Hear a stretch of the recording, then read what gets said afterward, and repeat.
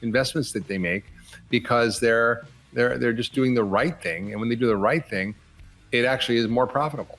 And there's all sorts of money flowing into food and ad tech. And I mentioned before, General Mills and Danone are starting to understand that their supply chain is threatened in the future. If they don't actually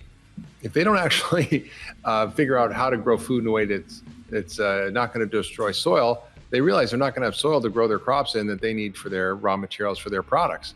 So I don't think it's a sense of altruism or moral integrity that's driving these big multinational food companies to drive regenerative agriculture. It's for survival, because they understand the fragility of our current food supply, and the very way we're farming is destroying our ability in the future to farm because of changes in climate change, because of soil, because of depletion of water.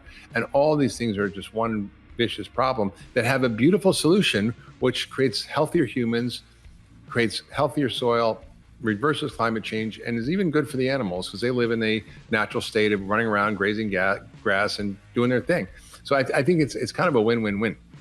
Are there any other futuristic developments that really excite you in this field, like new research, within your field of functional medicine, kind of new directions that you think are taking us in the next 10 years? Yes. One of the things that's really excited me is this discovery and this is just incredible research from folks at Duke and from Utah State, Stefan Van Vliet and Frederick Provenza have done some of this work. And they are discovering that in animals who are able to apply their inherent nutritional wisdom that lets them seek out the most powerful medicinal plants, the most nutrient-dense plants, they're able to actually upgrade their health and protect themselves from all sorts of problems, while at the same time putting in these phytochemicals into the meat. So this was a massive discovery for me, where yes, we knew that grass-fed meat was better because it had more omega-3 fats, it had more vitamins and minerals and more antioxidants and more CLA, which helps cancer and improve your metabolism, and all that's great. And of course it was better for the environment, and it wasn't cruel to the animals and blah blah blah. But the shocking discovery for me in the last year or so was that not only is food medicine, but meat is medicine.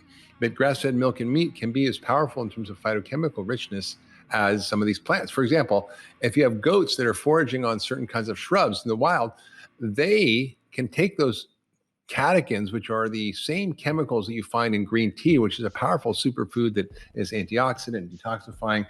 That will actually lead to the same levels of catechins in the goat milk as you would find in green tea, which is kind of shocking.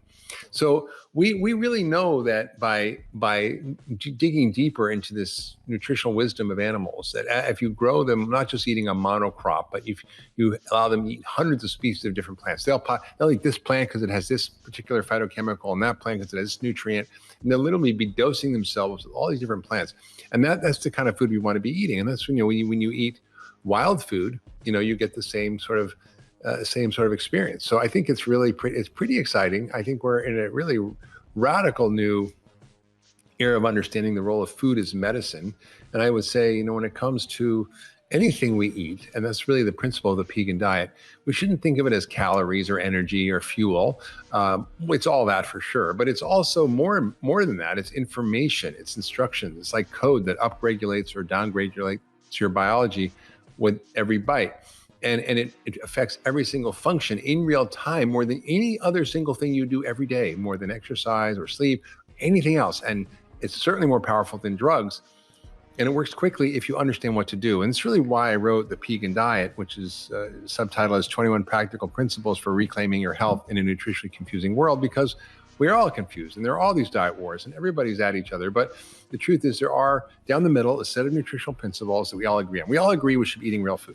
We all agree that ultra-processed food is not good for us. We all agree we should be cutting out starch and sugar. We all agree we should be eating lots of good fats. We all agree that nuts and seeds are good. We all agree that fruits and vegetables are good. We all agree that if we should, be eating grains and beans, we probably shouldn't be eating highly processed ones. We also agree that, if we have to eat animals, or people choose to eat animals, that they should be raised humanely, that they should be grown in a way that's regenerative to the earth, not destructive, and that we can actually enjoy all the foods that are out there in nature. And I think I read a beautiful quote from this guy, Fred Provenza, the other day. He says, the universe is basically a restaurant consuming itself. And so, we're all in a cycle of life and death and birth and eating and consuming. And, even if you're a vegan, people don't realize that just to grow food, you destroy natural habitats. And if you're growing a giant cabbage patch and there's a bunch of rabbits and a family of rabbits living in there, when that combine goes through, it's going to kill all the rabbits. So there's about 7 billion animals killed every year just from growing vegetables and plant food. So you can't get away from it. And we're all a part of that vicious and virtuous cycle of life. The virtuous cycle of life. I like that. It has a really good ring to it. Well, thanks so much for your time. My pleasure. That was fun. Thanks for having me. And listeners, we hope you enjoyed this episode.